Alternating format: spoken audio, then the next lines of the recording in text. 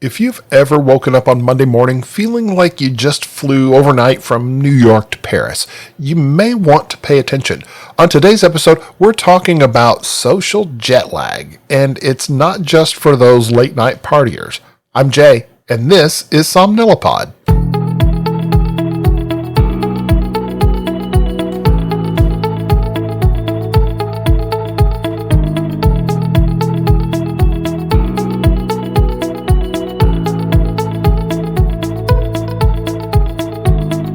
Hello everybody, welcome back. I am so glad that you decided to join me today.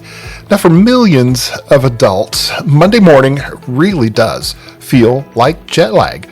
The surprising part is that no airplane was involved. Instead, the culprit is something researchers call social jet lag, and it's quietly affecting a huge percentage of the population, especially those of us in midlife. Now, social jet lag happens when your biological clock and your social schedule are constantly fighting with each other.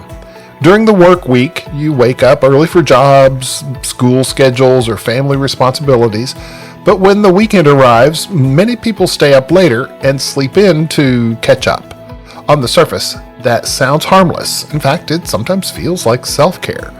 But from the perspective of your brain and body, something very different is happening.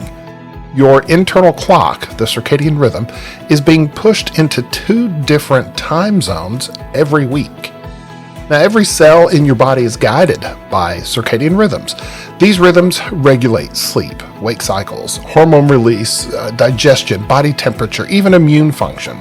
And the brain's master clock lives in a tiny structure called the suprachiasmatic nucleus, which sits deep in the hypothalamus. It acts like a conductor of a biological orchestra, coordinating signals throughout the body so that processes occur at the right time of day. Light exposure in the morning tells this clock when the day begins. Darkness in the evening signals the release of melatonin, helping the brain prepare for sleep. When sleep timing is consistent, the system runs smoothly. But when sleep schedules shift dramatically between weekdays and weekends, the body receives mixed signals. Your circadian system essentially has to reset itself every Monday morning, and that's the social jet lag. Now, social jet lag hits many groups, but it seems particularly common in people in their late 40s and 50s. At this stage of life, schedules are often packed with responsibilities. Work demands that may start early in the morning, family schedules are busy, stress levels can be higher than they were in younger years. At the same time, biological sleep patterns are beginning to shift. Many adults in midlife experience lighter sleep, earlier awakenings, and increased sensitivity to stress hormones like cortisol. These changes can make it harder to recover from irregular sleep schedules. So when the weekend arrives, it's tempting to stay up later, relax, watch one more episode of something, and sleep in the next morning. Unfortunately, that extra sleep can push your internal clock later, making it harder to fall asleep Sunday night and harder to wake up Monday morning.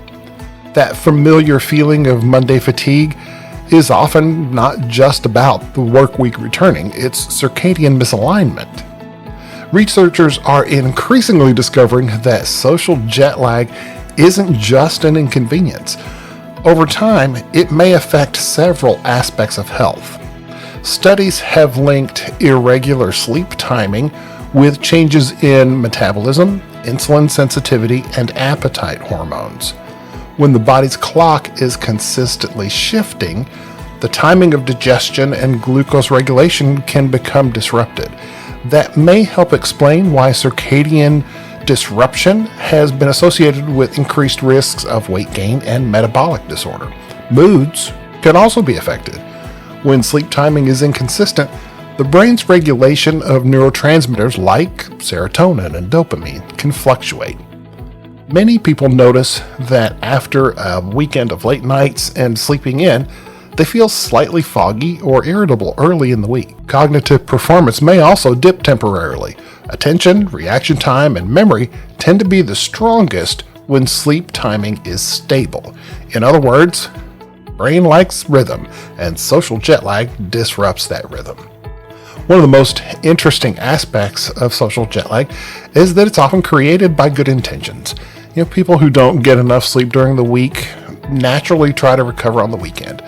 Sleeping in feels restorative, and in some ways it can help, especially if you're someone who is severely sleep deprived. Extra sleep may provide some benefit.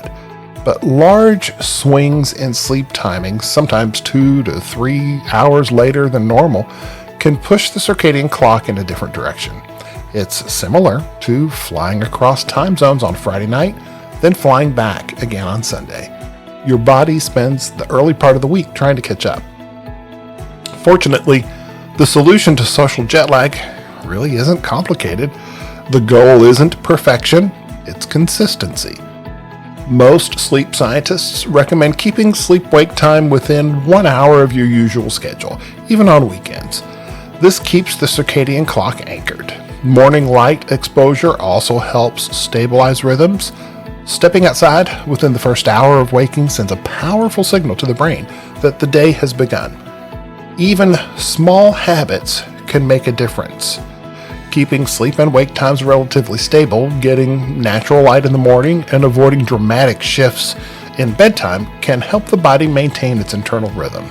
Over time, many people notice that when sleep timing becomes more consistent, energy improves and Monday mornings feel less brutal. One of the most interesting lessons from sleep science over the past decade is that sleep timing matters almost as much as sleep duration. For years, the conversation about sleep focused primarily on how many hours people get.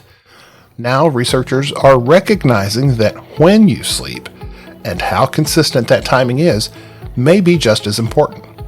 Social jet lag reminds us that our biology evolved around stable cycles of light and darkness. Modern life, with its flexible schedules and late-night screens, often pushes us away from that rhythm. But small adjustments can bring us closer to it again. And sometimes the difference between a rough Monday and a good one comes down to something surprisingly simple: keeping your internal clock on the same time zone all week long. I hope this has been beneficial for you. If you have any questions, comments, concerns, please contact me at j@somnilopod.com. Also, please check out the YouTube channel. If you can, I'm starting to post more information on there, so look at that stuff, follow if you are so inclined. That would really help me out. And until we meet again, please remember, make sleep a priority. Thanks so much.